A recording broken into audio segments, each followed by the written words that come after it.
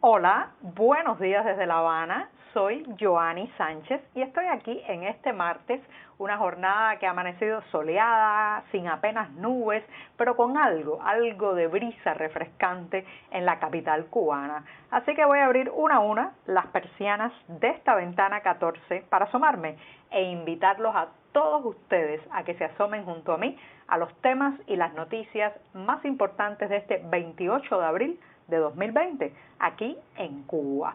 Hoy voy a comenzar con un anuncio que han hecho ayer las autoridades cubanas de que están buscando soluciones en el periodo especial, sí, en la crisis económica de los años 90. Por otro lado, en medio del coronavirus, estos tiempos de COVID-19 en la isla, hay fenómenos que se multiplican, crecen, ganan protagonismo. La cola o la fila, claro está, el colero y hasta el revendedor de turnos de una cola. Y ya les contaré por qué. Mientras tanto, en algunas zonas turísticas donde de pronto se han cortado los ingresos, las familias buscan la solución a su alimentación en los huertos de autoconsumo y ya les comentaré algunos ejemplos.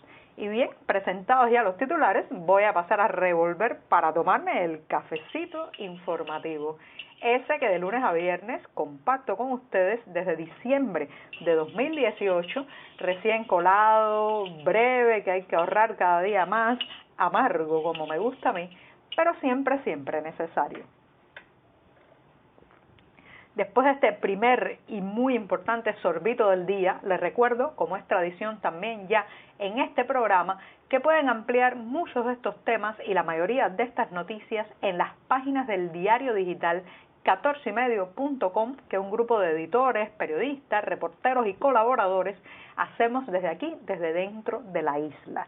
Y dicho esto, me voy con el anuncio que han hecho las autoridades ayer, especialmente el ministro de Comercio Exterior e Inversión Extranjera cubano, hablo de Rodrigo Malmierca, que aprovechó su presencia en el programa oficialista Mesa Redonda de la Televisión Nacional para pedir a los ciudadanos que se preparen para situaciones muy complicadas.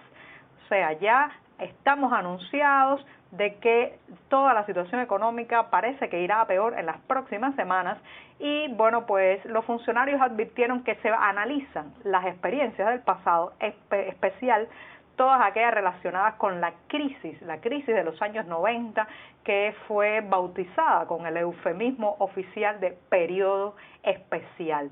Según este funcionario del ministro de Comercio Exterior, dice que podemos utilizar algunas medidas tomadas en aquel tiempo, como el ahorro y el uso eficiente y racional de los recursos. Ahora bien, ¿qué es lo que pasa?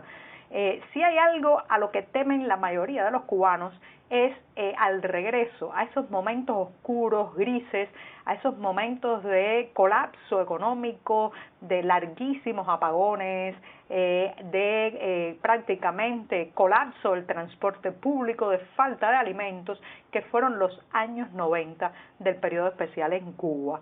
Esto fue una crisis económica que ustedes saben derivó a partir del corte abrupto de los subsidios, de las ayudas y del comercio muy ventajoso del campo socialista con la isla. En la medida que el muro de Berlín se cayó, la Unión Soviética se desintegró, pues Cuba perdió todo ese apoyo económico, todo ese apuntalamiento en recursos y materias primas que venía de manera artificial a levantar la economía de la isla en los años 80. Entonces caímos abruptamente a una crisis que ya, reitero, fue bautizada con un eufemismo que al escucharlo parece hasta delicado, bonito, extraordinario, y es la combinación de periodo especial. Sin embargo, de especial no tenía nada. En realidad, el periodo especial es uno de los grandes traumas nacionales que todavía muchas personas arrastran en su mente como los peores momentos de su vida.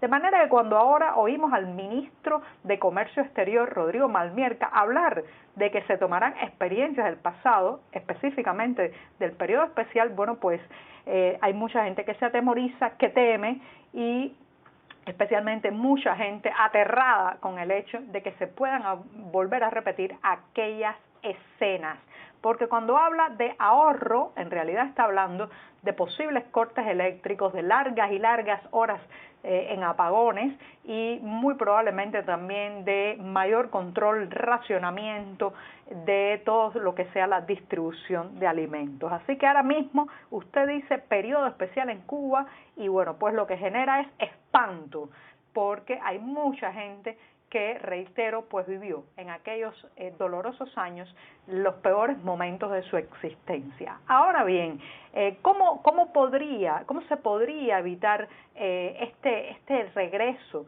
a los momentos duros de la crisis de los 90? Bueno, en los instantes que está viviendo el mundo ahora, con la crisis del coronavirus, es muy difícil navegar con éxito por esta situación, pero reitero que creo que abrir las válvulas al emprendimiento nacional, flexibilizar todo lo que pueda hacer la pequeña, mediana y gran empresa en manos privadas, dar más autonomía al productor y pues hacer también una reestructuración de la cuestión agrícola que sigue demasiado centralizada y controlada desde arriba, podría darnos algunos respiros y evitar regresar a ese medioevo de nuestras vidas que fue el periodo especial en Cuba. Pero sepamos que ya estamos advertidos y que eso parece ser lo que viene. Bien, pues ya presentado el primer tema, me voy a dar otro sorbito de café, el segundo, primero me voy a servir un poco, estoy ahorrando, pero lo necesito en medio de la semana informativa. Un buen café da mucha energía para seguir. Y bien, después de este segundo buchito del día, me voy con el fenómeno de la cola. En este podcast hemos hablado en los últimos días con bastante frecuencia de las largas colas, las aglomeraciones, los tumultos que todavía muchos cubanos tienen que hacer cada día para poder alimentarse. Con la mayoría de las familias sin una despensa, sin reservas, sin recursos acumulados, pues es muy difícil asumir la consigna de quedarse en casa cuando no hay nada que poner sobre el plato. Entonces vemos constantemente a las afueras de las tiendas, de los mercados, larguísimas colas. La cola que es prácticamente, diría yo, con un dejo de ironía, la estructura mínima social de la vida cubana, la célula primigenia y principal de organización en Cuba, porque estamos tan acostumbrados a hacer cola para todo que, bueno, pues la cola se ha convertido hasta en una filosofía de vida, una estructura social. Hay gente que se ha conocido en una cola y se ha casado, otros que se han muerto en una cola, algunos que han pasado más de un tercio de su día en una cola, en fin, hay de todo en Cuba, todo tipo de historias, todo tipo de testimonios que ocurren en las colas. ¿Y qué ha pasado ahora mismo en este momento de COVID-19, cuando la emergencia sanitaria tensa mucho más la situación? Bueno, que algunos personajes y algunos fenómenos de la cola también se potencian. Vemos, por ejemplo, el colero, que, bueno, pues es aquel que se dedica, tiene como profesión hacer colas y muchas veces también revender, el revendedor de turnos de la cola, que marca en varios puntos de la fila y después le vende a otras personas el derecho a colocarse en esa posición. Estamos viendo cómo todos estos personajes, cómo todos estos fenómenos pues crecen y crecen ante la ansiedad, ante el deseo de poder adquirir comida. Así que es muy común ahora, vemos la fila, la policía pasando cerca, amonestando a los que no se han colocado bien la mascarilla o tapabocas, pero por otro lado campear a sus anchas a estos revendedores de turno que por un lado también necesitan vivir y sobrevivir y con esto hacen algunos recursos para poder comprar también ellos su propia comida. Así que eso es lo que estamos viviendo, la cola no cesa y ha vuelto con más fuerza todo ese mecanismo de aprovecharse de la cola, de vivir de la cola que hemos conocido pero tan bien en nuestro país y que se exacerba, crece, aumenta en tiempos de crisis.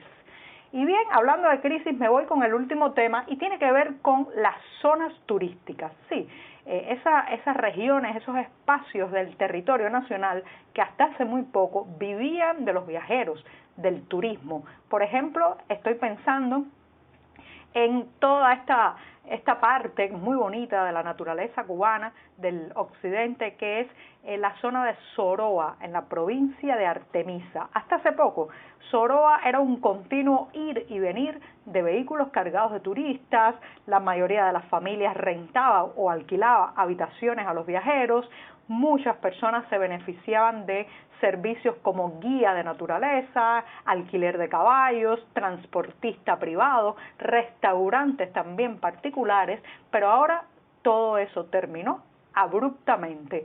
Soroa, que antes era, pues como decía, un hervidero, un ir y venir de turistas, ahora ha quedado prácticamente vacío.